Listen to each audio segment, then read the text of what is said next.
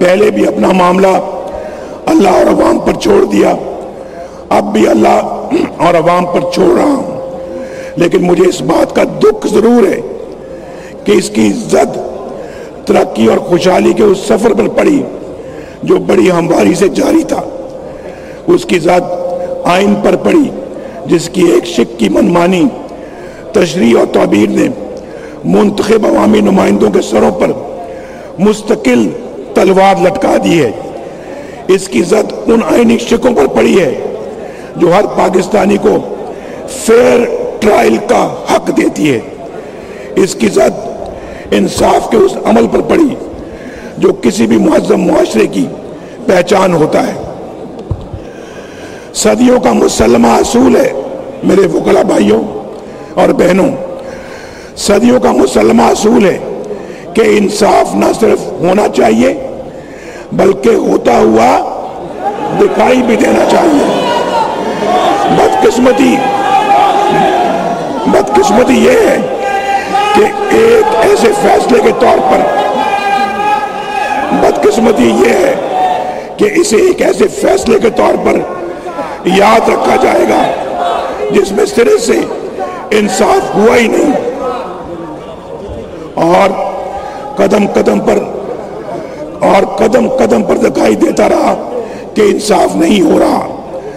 सबसे अफसोसनाक बात यह है कि ऐसे फैसले खुद अदलिया के वकार, एतबार और साख पर भी मनफी असरात डालते हैं। अदलिया की बहाली और आजादी के लिए पाकिस्तानी अवाम ने और वकला ने तारीख साज जदोजहद की है, अपना लहू दिया है। अगर इस सब कुछ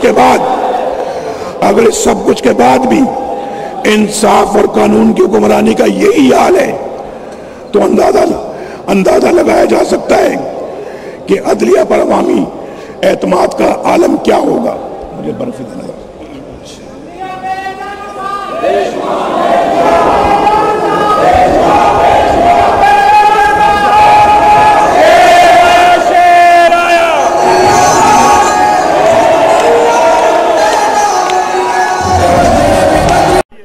कि सिर्फ एक हकीकी जमहूरियत आपके मुस्तकबिल को बचा सकती है।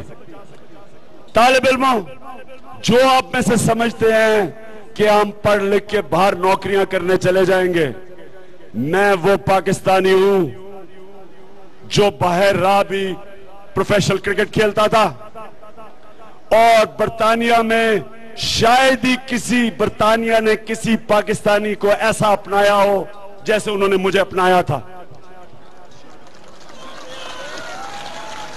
और सुने मेरी बात, लेकिन जितना भी वो कहे, और मार्गरेट थैचर ने मुझे एक दफा कहा कि इमरान, इसको बरतानिया को अपना घर समझो, लेकिन मैं जो मर्जी कर लेता, मैं इमरान खान पाकिस्तानी था, मैं अंग्रेज नहीं बन सकता था।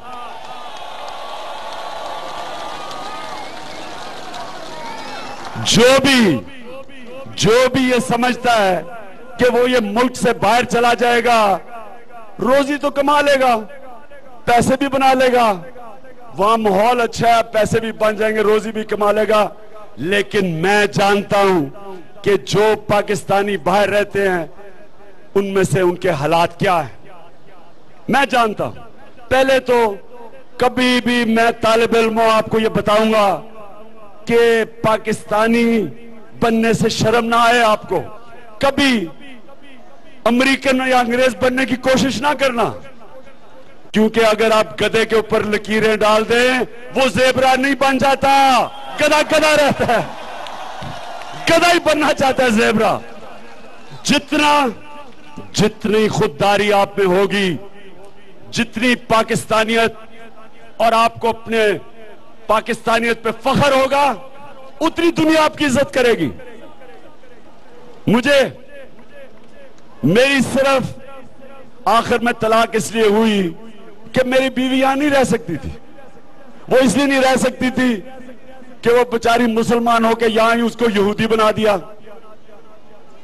उसके बाद डीजल जैसे लोगों ने और नवाज शरीफ ने फिर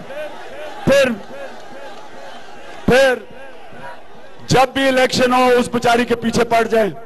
वो आखिर में दिल छोड़ गई तो वो मुझे बार बार कहती थी कि तुम क्यों नहीं वहां के रहते, तुम मेरे साथ उधर और कभी कभी पाकिस्तान आ जाओ, किस चीज की तुम्हें कमी है। और कहती तुम पाकिस्तान की पॉलिटिक्स में नहीं कामयाब हो सकते, तुम बहुत सीधे हो। मैं उसको कहा कायदे आजम भी बहुत सीधे थे।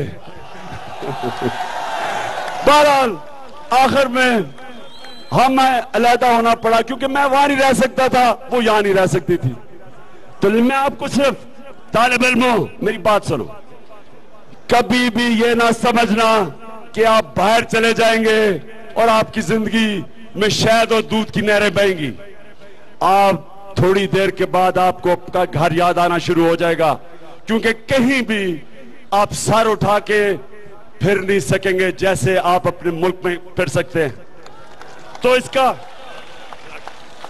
यह मतलब नहीं कि आप बाहर ना जाएं, पढ़ाई ना करें, लेकिन याद रखें आखिर में इस मुल्क को आपने ठीक करना है। और ये जो तहरीक है, ये तहरीक है मुल्क को ठीक करने की, ये तहरीक है लोगों को जगाने की, ये तहरीक है लोगों